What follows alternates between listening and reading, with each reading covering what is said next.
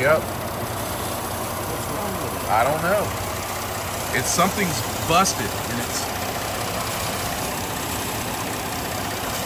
So that's probably what you heard.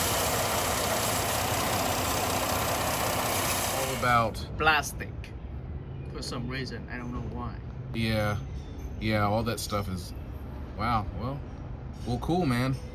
Well, I'm glad nothing else was an issue. Yeah, that's always the issue. It's much. This angle is better. No, I see it now. Yeah, it looks great. I appreciate it, man. All right, everyone.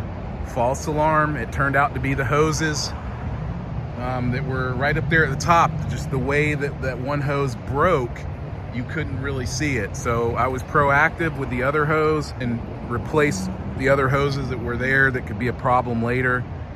And yeah, she's running really nice, man. She's nice and quiet still, like no damage was done from this. So yeah, so far she lives to ride another day. But yeah, that's it for now. I hope you guys didn't feel like you were being led into clickbait or anything like that. I was just very frustrated, and I was honestly very, very alarmed and worried that it was over.